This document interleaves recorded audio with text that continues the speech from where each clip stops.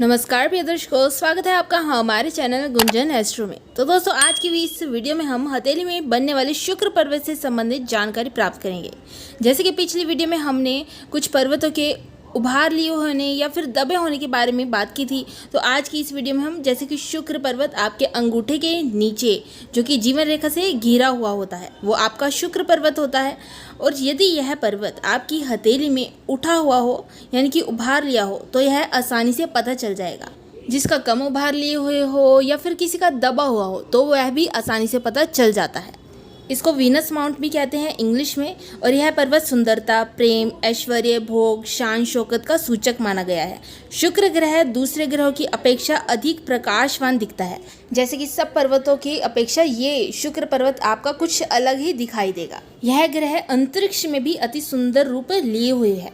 और यूनान में शुक्र को वीनस अर्थात सुंदरता की देवी भी कहा जाता है। हाथ में शुक्र पर्वत श्रेष्ठ स्थिति में होता है तो ऐसा व्यक्ति गुणी, सुंदर और सभ्य होता है।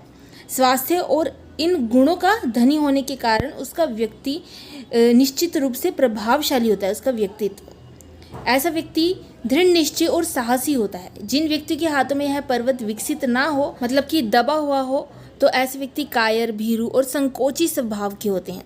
अब जानकारी लेते हैं इसके प्रभाव और फल के बारे में। हाथ में अगर शुक्र पर्वत श्रेष्ठ स्थिति में होता है, लाल होता है, तो कला, चित्रकला, वाचन कला और जो फिल्म एक्टर एक्ट्रेस वगैरह होते हैं, एक्टिंग करना, जैसे कि कुछ भी कला का हो जो भी, और प्रेम, प्यार, चर, सुख, पत्नी और पति सुख, उत्तम भाषण शैली, मिलनसार स्वभाव, बढ़िया, सुंदर और सुंदर वस्त्र पहनने वाला, साफ सफाई का शौकीन, वाहन भी प्रदान करता है। शुक्र का भावार्थ ही वीर्य होता है। शुक्र वीर्य का स्वामी कहा गया है, इसीलिए शुक्र सौंदर्य प्रेमी भी बनाता है। ऐसे व्यक्ति दयालु, स्नेही और शुद्ध विचारों वाले होते हैं। ये कोमल, कृपालु, सज्जन, चतुर और समझदार भी होते हैं। इनमें प्रेरित और प्रभावित करने की शक्ति अधिक होती है। ये संतुलित मस्तिष्क वाले होते हैं, शांतचित्त और निष्पक्ष होते हैं। ये दूसरों की सहायता करने वाले और लोकप्रिय होते हैं। ये विवेकशील और परिश्रमी भी होते हैं। दूसरों के लिए अपना निजी सुख भी त्याग देते हैं। बुद्धिमान और सहज ज्ञानी भी होते हैं। इनकी प्रवृत्ति कलात्मक होती है और विरोधी लिंग के प्रति झुकाव की, मतलब कि जो अपोजिट सेक्स होता है उनकी तरफ झुकाव भी कुछ अधिक हो जाता है। इनके दिमाग में विचारों की उपज बहुत होती है। इनकी पारिवारिक स्थिति भी अच्छी रहती है। यदि शुक्र पर्वत स्पष्ट हो, इस पर जो बनने वाली रेखाएं हैं सीधी खड़ी हो और उन रेखाओं को यादा रेखाएं ना काटती हो, बेकार के जाल इस पर्वत पर ना बने हो, तो ऐसे लोगों को सब प्रकार की सुख, ऐश्वर्य, भोग, सुख, संपत्ति प्राप्त होती है। स्त्रियों से संबंधित कोई भी व्यापार हो, जैसे कि फैशन डिजाइनिंग होगी, कला का क्षेत्र हो गया, या फिर कॉस्मेटिक, ज्वेलरी, कुछ भी कपड़े वगैरह स्त्रियों से संबंधित हो गए, तो यह सब चीज़ें शुक्र पर्वत से ही देखी जाती है। यदि स्त्री की हथेली में शुक्र पर्वत श्रेष्ठ होगा, उठा हुआ होगा, तो ऐसी स्त्री दिवा स्वप्न और कल्पना की ऊंची उड़ानें लगाने वाली, संतुलित जीवन, सौंदर्य और स्वच्छता से लगाव करने वाली होती है। संगीत और ललित कलाओं में विशेष रुचि रखती है और ऐसी स्त्री कुशल, गृहिणी, सुंदर, सुस्वभाव के कारण सबका मन मोह लेती है। ये शांति और न्यायप्रिय और सरल स्वभाव की भी होती है। इनकी कथनी और करनी में अंतर नहीं होता, मतलब जो कुछ लोग होते हैं भी कहते कुछ हो रहे हैं और करते कुछ हो रहे हैं, लेकिन ये लोग ऐसे नहीं होते। शुक्र पर्वत के अधिक से ज़्यादा विकसित होने के कारण ये अपना शुभ असर खो देता है। ऐसे व्यक्ति भोगी हो जाते हैं और विपरीत सेक्स के प्रति आतुर भाव रखते हैं। परंतु शुक्र पर्वत का पूर्णतः अभाव होने से वह व्यक्ति वितरोगी, साधु, सन्यासी का जीवन बिताते हैं।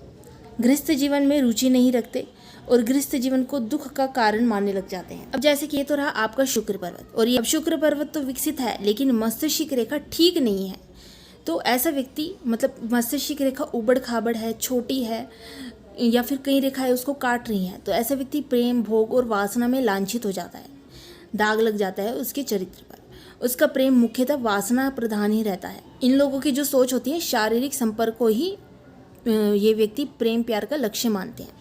यदि शुक्र पर्वत अत्यधिक उभरा हुआ है तो व्यक्ति व्याभिचारी, परिस्त्रीगामी, निर्लज्ज और घमंडी होता है। अब अगर ये पर्वत दबा हुआ है तो ऐसा व्यक्ति वीर्य संबंधित रोगों से पीड़ित रहता है। और यदि ऐसी स्थिति स्त्री की भी हथेली में हो तो ऐसी स्त्री योनि संबंधित रोगों से ग्रसित रहती है। ऐसी स्थिति में गृहस्थ जीवन भी इन लोगों का अशांत रहता है। इसी शुक्र पर्वत का उभार जहाँ व्यक्ति को तेजस्वी बनाता है और ऐसे व्यक्ति मुसीबतों को भी हंसते हंसते सहन कर लेते हैं, अपने कामों और कर्तव्यों के प्रति पूर्ण सचेत रहते हैं। और यदि हथेली चिकनी और मुलायम हो और उस पर शुक्र पर्वत पूर्णतः विकसित हो तो ऐसे व्यक्ति का सफल प्रेमी और उच्च कोटि के कवि होते हैं। अब जैसे किसी का पर्वत सामान्य रूप से शुक्र पर्वत विकसित होता है, न ज्यादा उठा हुआ न ज्यादा दबा हुआ, तो ऐसी स्थिति में व्यक्ति सुंदर, शुद्ध, प्रेम भाव रखने वाले और संवेदनशील होते हैं। यदि शुक्र पर्वत उभरा हुआ है और ये आपका तर्जनी उंगली के नीचे बनने वाला गुरु पर्वत भी उभरा हुआ है तो ऐसा व्यक्ति समाज में ऊंचा पद प्राप्त करता है और समाज में मान सम्मान भी इन लोगों को मिलता है। ऐसे व्यक्तियों से अन्य लोग सलाह लेते हैं और उनके विचार दिल में ग्रहण भी कर लेते हैं। यदि शुक्र पर्वत पर गुणा यानी कि क्रॉस का निशान आ जाता है तो यह किसी स्त्री के प्रेम जाल में फंसने की निशानी है। ऐसा व्यक्ति इसी हित कष्ट भी भोगता है। यदि शुक्र पर्वत पर गुणा का निशान किसी स्त्री की हथेली में हो तो ऐसी स्त्री कलह प्रिय और लोगों की निंदा करने वाली होती है। शुक्र पर्वत पर वर्ग का निशान आ जाए तो ऐसा व्यक्ति महात्मा ही होता है। यदि किसी स्त्री के हाथ में शुक्र पर्वत पर स्पष्ट वृत्त हो तो ऐसी स्त्री पुरुष गामिनी होती है। तो दोस्तों ये तो थी हथेली में बनने वाली शुक्र पर्वत से संबंधित कुछ विशेष जानकारी। इसी के साथ फिर मिलेंगे एक और नई वीडियो के साथ। तब तक के लिए जय श्री जगन्नाथ।